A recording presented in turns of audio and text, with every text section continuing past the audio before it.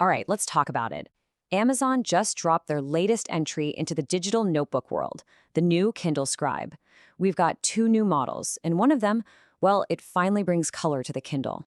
So the big question on everyone's mind is pretty simple.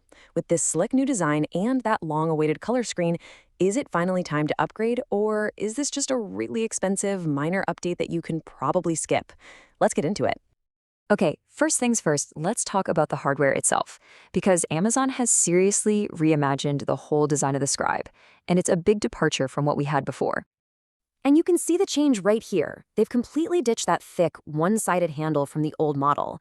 Now, both of the new Scribes have this slim, symmetrical bezel all the way around. It just gives it a much more modern, balanced feel. Oh, and they also moved the power button to the top right, which is, a much more logical spot. Now, even though they look pretty much identical, this is where you have to make a choice.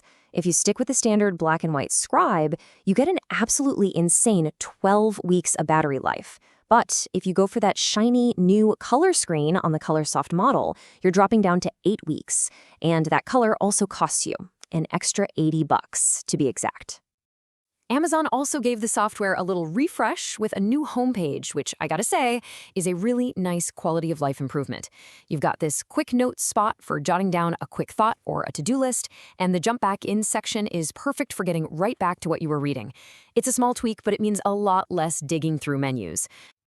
All right, let's get to the headliner, the main event. The one feature that everybody has been screaming for is finally here, a color screen on the new Kindle Scribe ColorSoft. This is a really big deal, you guys. Amazon is finally playing in the same sandbox as competitors like Kobo and Remarkable, who've had color devices for a little while now. And this ColorSoft screen, that's Amazon's fancy name for it, it's not just so you can see pretty book covers. It's about totally changing the game for note-taking and drawing. So what do you actually get with this new color screen? Well, it unlocks a whole new toolbox for you. You get 10 different pen colors, 5 highlighter colors, which is awesome for studying, and they even added this really cool shader tool that gives you this neat watercolor effect when you're sketching. It's a pretty nice creative suite. So the design's great, color is finally here, things are looking pretty good, right? Well, here's where we hit a pretty massive speed bump, and it's an issue that's been around since the very first Scribe. And there it is. This is the big one. After all this time, after a whole new generation of hardware, you still cannot just write on the pages of your Kindle books. For a device that's all about reading and writing, this feels like such a fundamental miss. It's a huge letdown, and for a lot of people, yeah, it's going to be a deal breaker. So instead of that seamless feeling of just marking up a page, you're forced into these clunky workarounds. It's like you're putting little digital sticky notes on top of the text. Your notes live in this separate layer, completely detached from the book itself. It's just not the same experience you get on other devices. Okay, moving on to the other big new thing, a smarter brain powered by AI. Amazon's packed a bunch of new intelligent features into the Scribe, but whether they're actually useful, well, that's another story. On paper, this AI stuff sounds incredible, right? It promises to summarize all your handwritten meeting notes for you, or give you a quick story so far recap in a book you haven't touched in a while, but in reality, the results are kind of mixed. The handwriting recognition can really struggle, especially with cursive, and the summaries can be just plain wrong.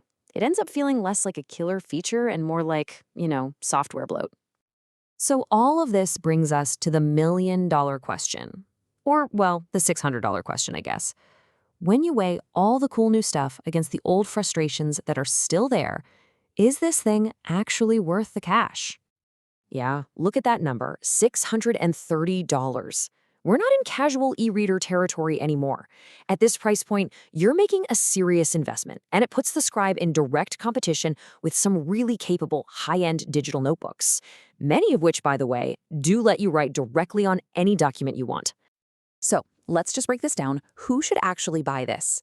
If you're a diehard Kindle user and you've been dreaming of a color e-reader you can also take notes on, then yeah, it's worth a look. But if you already own the last Scribe, there is absolutely no reason to upgrade.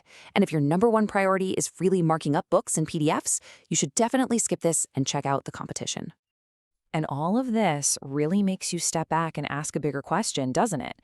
As all these companies race to cram in more features, more AI, more colors, more everything, are they starting to lose track of what people actually want? It makes you wonder if they're forgetting to just perfect the simple core experience of writing on a digital page.